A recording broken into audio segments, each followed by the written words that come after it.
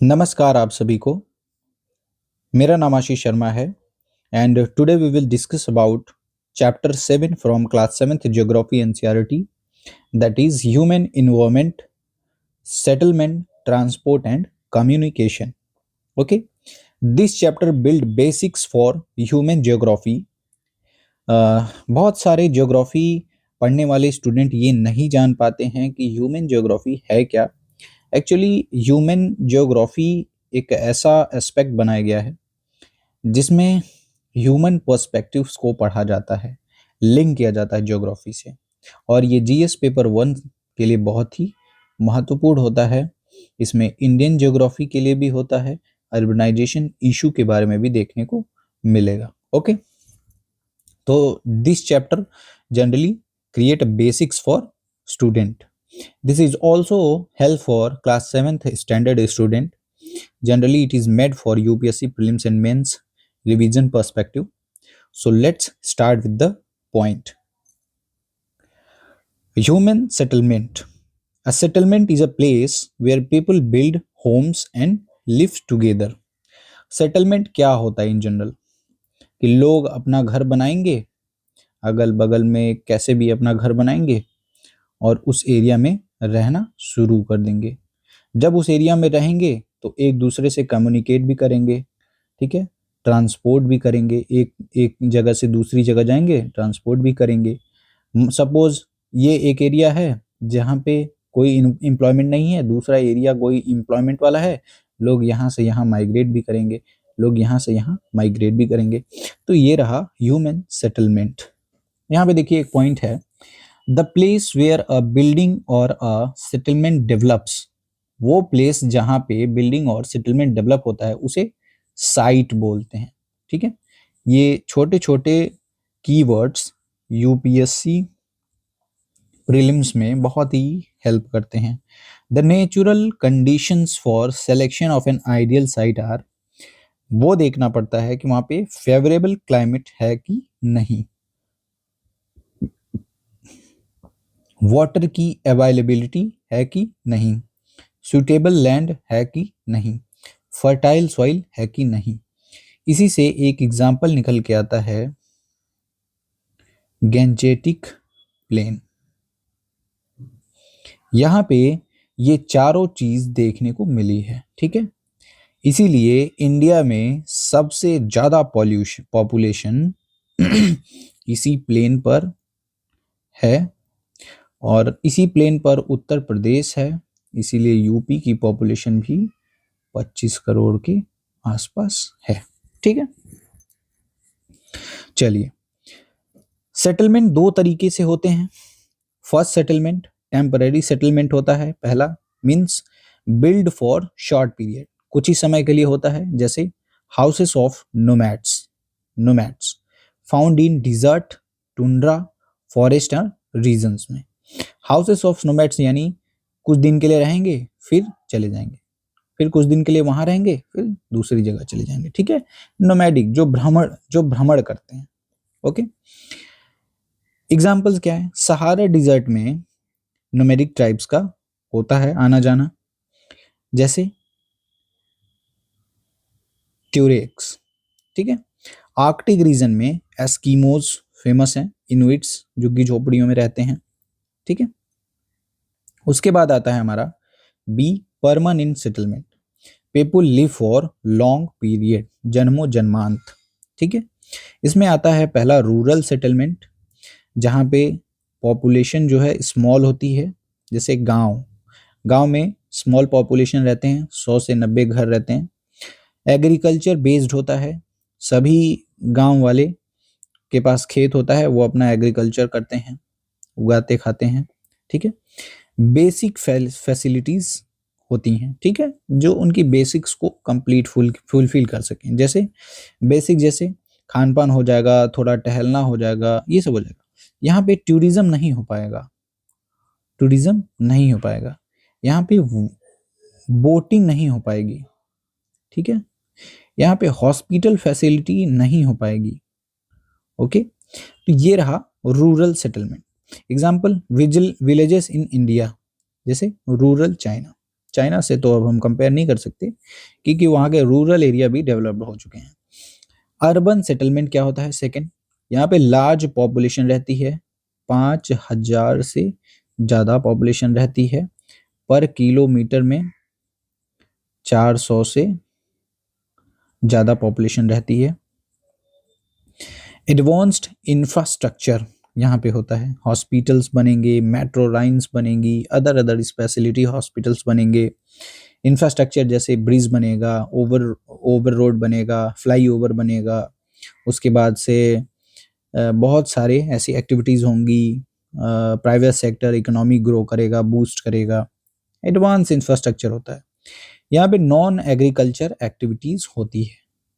Urban का definition में ही आता है कि 3/4 of the work is 3/4 of the people does not belong to the agricultural activities। ठीक है, तो एग्रीकल्चर एक्टिविटीज तो नहीं होती है। सिटीज और टाउन्स आते हैं इसमें, एग्जाम्पल जैसे Delhi, Mumbai, Tokyo. Tokyo Japan में है, ठीक है। तो ये रहा एग्जाम्पल। अब देखते हैं सेटलमेंट के कुछ फिगर्स हैं यहाँ पे। ये रहा compact settlement.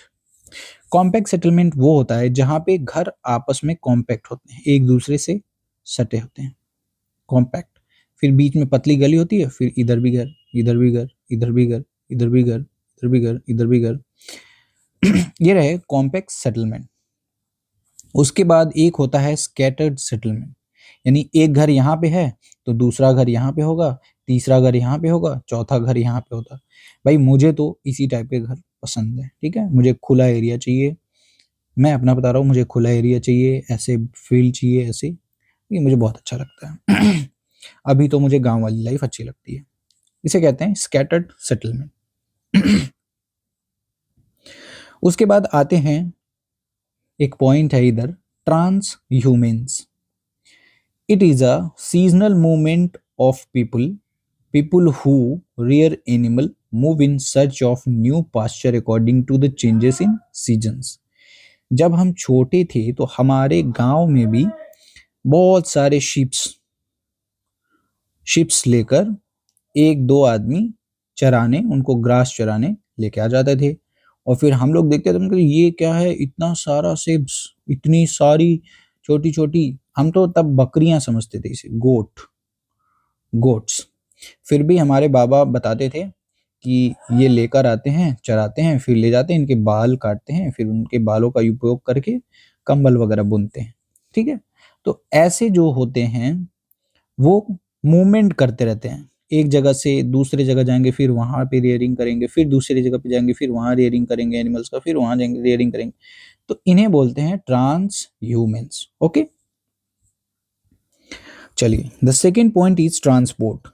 Transport means movement of people and goods. Transport क्या होता है? जैसे ये सड़क बन गई, ये दिल्ली हो गया, ये मुंबई हो गया, और ये दिल्ली मुंबई एक्सप्रेस से हो गया 1400 किलोमीटर का, ठीक है। तो यहाँ से लोगों का मूवमेंट होगा मुंबई के लिए, मुंबई से लोगों का मूवमेंट होगा दिल्ली के लिए, फिर गुड्स यानी सामान जो मुंबई से आएगा दिल्ली ट्रकों में लद के, और दिल्ली से जाएगा मुंबई में, ठीक है। जो हम फोन यूज करते हैं, क्या पता वो मुंबई में बनता हो, फिर ये दिल्ली आता हो, जो दिल्ली में बनता हो तो मुंबई में जाता हो। तो ये सारा मूवमेंट होता है ट्रांसपोर्ट के थ्रू, ठीक है। ट्रांसपोर्ट के इंपॉर्टेंस क्या होते हैं? इसके थ्रू ट्रेड किया जा सकता है, अभी हमने बताया, कॉमर्स बूस्ट किया जा सकता है, नेशनल इंटीग्रेशन होता है। जैसे हमारा देखिए, हम दिल्ली से गोरखपुर जाते हैं तो हम यमुना एक्सप्रेसवे से जाते हैं, फिर आगरा लखनऊ एक्सप्रेसवे आता है, फिर उसके बाद हम लखनऊ से गोरखपुर जाते हैं।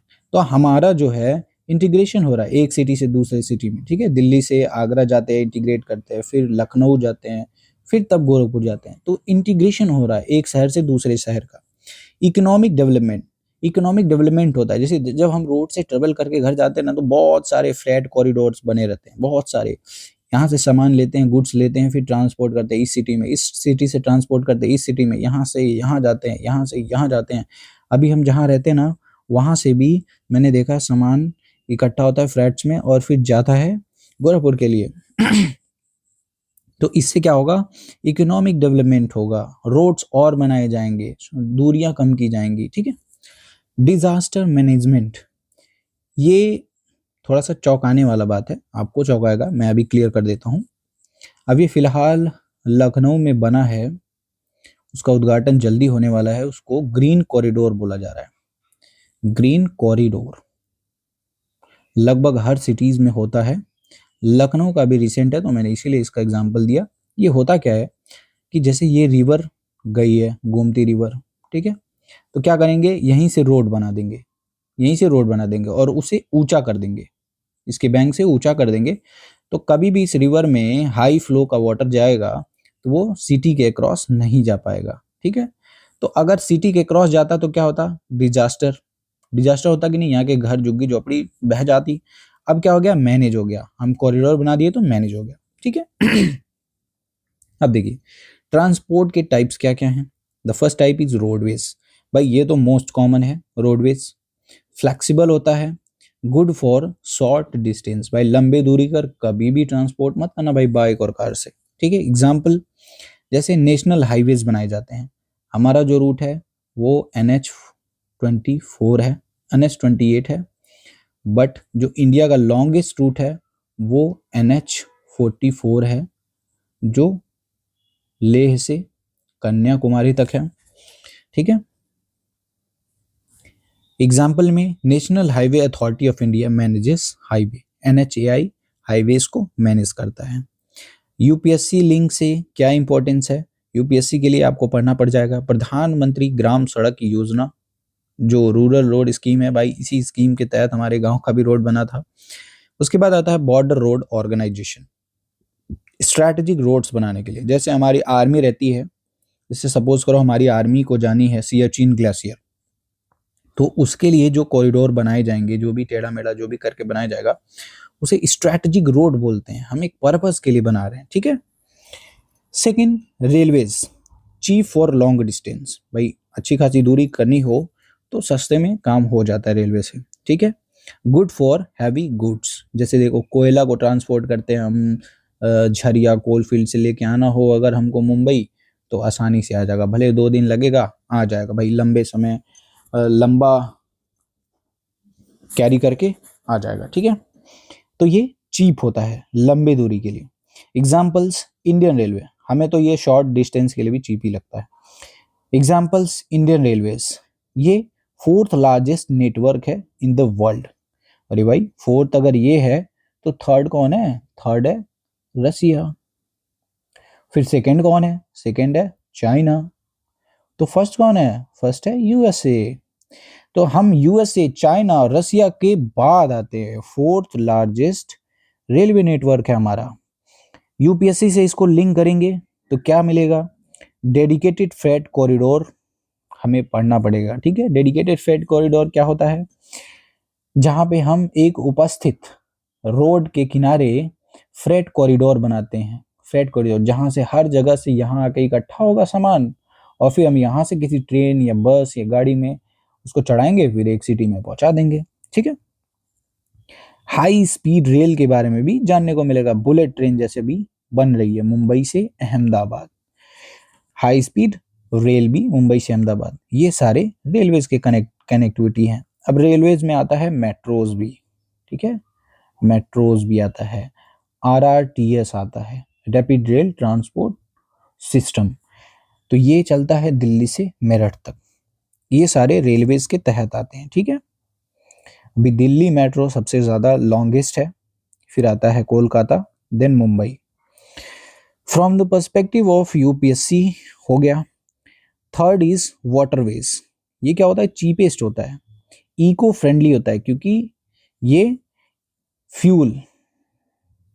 फ्यूल्स का कुछ ही जहाज फ्यूल्स के मतलब कुछ ही वाटरवेज जहाज फ्यूल्स का इस्तेमाल करते हैं, बट समहाउ अदर्स नो। ये किसका इस्तेमाल करते हैं, विंड्स का इस्तेमाल करते हैं, ट्रेड्स का इस्तेमाल करते हैं, उसके बाद वेव्स का इस्तेमाल करते हैं, उससे इनका फ्लो बनता रहता है। The first is Ganga national waterway, okay, Ganga national waterway. अब चूंकि ये इनलैंड वाटरवे होगा तो फिर ये फ्लो से चलता है, ठीक है। अगर ये सी वे वाटर हुआ तो फिर ये ट्रेड विंड वेव्स इन सब से चलेगा, ठीक है। चलिए, यूपीएससी से लिंक करें तो inland waterway authority of India इसे मैनेज करता है, इसे पढ़ना पड़ेगा, और ये सागरमाला प्रोजेक्ट के तहत बनाया गया था। The fourth one is Airways, it is the fastest mode. हमें कोई कहीं जल्दी पहुंचना हो, जैसे हमें दिल्ली से गोरखपुर पहुंचना हो तो हमें लगभग 1 घंटा 25 मिनट ही लगेंगे, ठीक है। ट्रेन से जाना हो तो 12 घंटे लग जाएंगे, वंदे भारत से जाना हो तो 10 घंटे लग जाएंगे, और बस से जाना हो तो भी 12 घंटे लग ही जाते हैं, ठीक है। तो सबसे आसान होता है एयरवेज। एक्सपेंसिव होता है क्योंकि जल्दी पहुंचाएगा। इम्पोर्टेंट फॉर रिमोट एरियाज, ठीक है, ज़्यादा दूरी कवर करनी हो तो ये अच्छा माना जाता है। एयरपोर्ट अथॉरिटी ऑफ इंडिया इसे मैनेज करती है, ठीक है। यूपीएससी लिंक से क्या होगा, यूपीएससी में इसका लिंक क्या है, उड़ान स्कीम को हमें पढ़ना पड़ेगा। ये रीजनल कनेक्टिविटी को बूस्ट करने के लिए लाया गया था। उड़ान का फुल फॉर्म होता है उड़े देश का आम नागरिक। इसी के तहत कुशीनगर एयरपोर्ट भी डेवलप किया जा रहा है, वाराणसी का एयरपोर्ट भी डेवलप किया जा रहा है, प्रयागराज का एयरपोर्ट भी डेवलप किया जा रहा है, ठीक है। Communication, third point is communication. Communication means exchange of information from anywhere.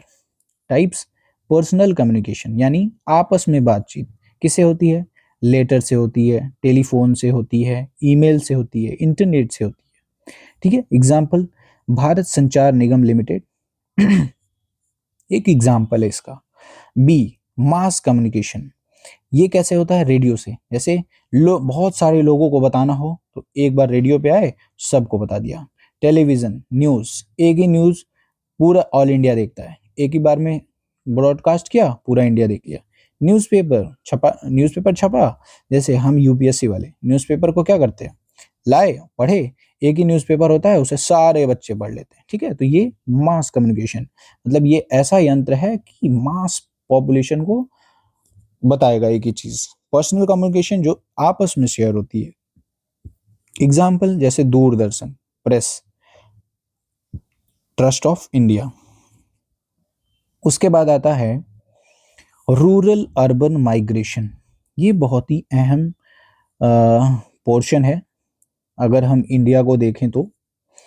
और कॉजेज क्या हैं अर्बन रूरल अर्बन माइग्रेशन का, लोग यानी गांव से शहर की तरफ आते हैं, उसे रूरल अर्बन माइग्रेशन कहते हैं। कॉज क्या है, गांव में एम्प्लॉयमेंट नहीं होती तो एम्प्लॉयमेंट को ढूंढते ढूंढते लोग शहर को भागते हैं। गांव में अभी एजुकेशन अब होना शुरू हो गया है समहाउ, बट अच्छे से नहीं है। फिर एजुकेशन के लिए भी लोग शहर ही आते हैं अपने बच्चों को लेकर, अपनों खुद जब कमाने आ जाएंगे तो बच्चों को लेकर आ जाएंगे, फिर उन्हें एजुकेशन भी लाएंगे। बेटर हेल्थ फैसिलिटीज, अर्बन में हेल्थ फैसिलिटीज भी होती है। भाई गोरखपुर में तो बहुत ही गंदा हॉस्पिटल्स है, सारे हॉस्पिटल गोरखपुर में डॉक्टर है ही नहीं, कोई भी डॉक्टर नहीं है जो अच्छा इलाज करे, वो सिर्फ पैसों के लिए काम करता है, ठीक है, पैसों के लिए काम करता है। बेटर हेल्थ फैसिलिटीज के लिए होता है। प्रॉब्लम्स, प्रॉब्लम्स क्या होगा, स्लम्स का, स्लम्स डेवलप होगा, ठीक है। जैसे धारावी, धारावी स्लम्स मुंबई में, इनसे क्या होगा, अर्बन पॉवर्टी होगा, ठीक है, भुखमरी होगी, अर्बन पॉवर्टी होगा। अब ये बहुत सारे इकट्ठा हो गए, खाने खाने को इनके पास है नहीं तो अर्बन पॉवर्टी होगा, और इन्हीं से पॉल्यूशन होता है। देखिए हमने इसीलिए बगल में अपने ही घर के सामने का लगा रखा है इमेज। ये इमेज कोई हाईलाइटेड इमेज नहीं है, मैंने अपने घर के सामने का लगा रखा है, मैं बताता हूँ कैसे। अब देखिए पॉल्यूशन कैसे हो रहा है, ये देखिए, ये नाला आया है, ठीक है, ये फोटो हमने छत से ली हुई है, ये नाला आया हुआ है, ये नाला कुछ इधर से आया हुआ है, ठीक है। समहाउ इस एरिया से 10 मीटर और आगे जाएंगे तो इधर झुग्गी झोपड़ी वाले रहते हैं, लगभग 150 झुग्गियां हैं, 150 झुग्गियां हैं। वो दिन भर में ठेले से इतनी सारे मटेरियल्स लेके जाएंगे, कहीं से भी कचरा उठा के लाएंगे, यहीं लेके आएंगे, कहीं से भी ऑल ओवर दिल्ली में जहां तक वो जा पाएंगे पसर पाएंगे, वहां से लेकर यहाँ आएंगे। फिर उन कचरों को सब मिलके बीनते हैं, बॉटल्स को अलग करेंगे, सबको अलग करेंगे, जितने वेस्ट मटेरियल होते हैं इसी नाले में फेंक देते हैं, इसी नाले में फेंक देते हैं। और ये डेली निकलता है, बाल्टी से निकलेगा तो वो एक आता है डंडे में लगा के, उससे निकलेगा, उसके बाद जेसीबी आएगी, बहुत सारा होगा, निकलता है। तो देखिए पोल्यूशन कितना आसानी से मैंने आपको समझा दिया, अपने ही छत से फोटो लेकर समझा दिया, ठीक है। स्लम्स, वो कौन है जो यहाँ रह रहे हैं, वो स्लम्स हैं। खाना भी अच्छे से नहीं खाते होंगे, ठीक है, पॉवर्टी होगी, क्योंकि छोटे से एरिया में 150-200 पॉपुलेशन रहती है, वहां जाओ तो इतनी खतरनाक बदबू होती है। फिर क्या होता है, पॉल्यूशन भी होता है, ठीक है। कितना मस्त एग्जाम्पल मैंने दिया। चलिए, इन्होंने भी एग्जाम्पल दिया है, स्लम्स इन मुंबई। मैं मुंबई तो नहीं गया हूं, बट यही हालत होगी मुंबई की भी। चलिए, मैं आपको एक दो फिगर दिखाता हूं, फिगर में समझाते हैं। जब रेलवे की बात आती है तो the trans Siberian railway is the longest railway system connecting Saint Petersburg in western Russia. देखिए, सेंट पीटरबर्ग ये वेस्ट पार्ट है रसिया का, और ये ईस्ट पार्ट है रसिया का, ये नॉर्थ है और ये साउथ है। तो यहाँ से कनेक्ट होता है और व्लादिवोस्टॉक तक जाता है, यहाँ तक। और ये सबसे लंबा रेलवे नेटवर्क है Pacific, on the Pacific coast, ये पैसिफिक कोस्ट तक आता है, ठीक है। उसे बोलते हैं ट्रांस साइबेरियन रेलवे सिस्टम। उसके बाद आता है अनमेटल्ड रोड। अनमेटल्ड रोड क्या होता है, हम भी जब बहुत छोटे थे तो अपने गांव में हमने देखा था, जो रोड था ना, अभी भी है, लेकिन वहां लोग ज्यादा जाते आते नहीं है, अच्छे रोड का इस्तेमाल करते हैं। तो जो रोड था ना, वो मिट्टी का था, ईंट का था, जो इतने गड्ढे हुए करते थे कि साइकिल तो छोड़ो, बाइक, साइकिल, आदमी पैदल भी नहीं चल पाता था। तो ऐसे रोड्स को अनमेटल्ड रोड बोलते हैं, ठीक है। उसके बाद आया हमारा प्रधानमंत्री ग्रामीण सड़क योजना, और उसके द्वारा हम लोगों ने देखा मेटल रोड कैसा होता है, ठीक है। अभी जब से बूस्टिंग और इंफ्रास्ट्रक्चर बूस्ट हो रहा है, तो सारे रोड चौड़े होकर कुछ इस तरीके से हो गए, 2 लेन हो गए, एक ही रोड पे 2 लेन हो गए। आदमी इधर से भी आता है, इधर से भी आता है, बट 2 लेन दिखाई गई है, ठीक है। उसे बोलते हैं मेटल रोड। तो ये रहा एग्जाम्पल। अब आते हैं सस्टेनेबल अर्बन डेवलपमेंट। सस्टेनेबल यानी अच्छी तरीके से डेवलपमेंट कैसे कैसे पॉसिबल है, कैसे पॉसिबल है। फर्स्ट, स्मार्ट सिटी मिशन से शहरों को स्मार्ट बनाया जाना चाहिए। खर्चे तो बहुत हो रही है, 100-100 करोड़ रुपए एक एक सिटीज को दी जा रही है, लेकिन ये मिशन पता नहीं कब से सक्सेस होगा, I don't know. Metro rail corporation suitable है, ये अच्छा वर्क हो रहा है। जैसे दिल्ली में इतनी सारी मेट्रो चलती है, मुंबई में चलती है, लखनऊ में तो उतना प्रोग्रेस नहीं है, जयपुर में भी उतना प्रोग्रेस नहीं है, नागपुर में है आपका। ये सारे मेट्रो कॉरिडोर इलेक्ट्रिसिटी से चलते हैं और पोल्यूशन को कंट्रोल करते हैं, इमिशन को कंट्रोल करते हैं, ग्लोबल वार्मिंग को भी कंट्रोल करते हैं। पब्लिक ट्रांसपोर्ट, जैसे पब्लिक ट्रांसपोर्ट क्या होता है, जैसे एक आदमी के पास एक कार है, ठीक है, एक आदमी के पास एक कार है, वो अपनी कार से ऑफिस जाएगा तो वो जितना पॉल्यूशन क्रिएट कर रहा है, 5 लोग उसमें और बैठ सकते हैं, उनका भी पॉल्यूशन एक ही गाड़ी क्रिएट कर रहा है, ठीक है। सपोज ऐसे 20 कार वाले हैं जो एक ही गाड़ी में अपने खुद सिंगल गाड़ी से ऑफिस जा रहे हैं। क्या हो कि उन 20 को एक बस में ही बैठा दिया जाए और उस बस से ही ड्रॉप कर दिया जाए, उसे कहते हैं पब्लिक ट्रांसपोर्ट। तो पॉल्यूशन समहाउ कम होगा, तो उसका अर्बन डेवलपमेंट होगा, ठीक है। एग्जाम्पल, जैसे Delhi metro, Mumbai metro, Kolkata metro, ठीक है। देखिए, the train from Xining to Lhasa runs at an altitude of 4000 metre above sea level and the highest point is 5072 metre. ये पॉइंट्स हमें जानना चाहिए।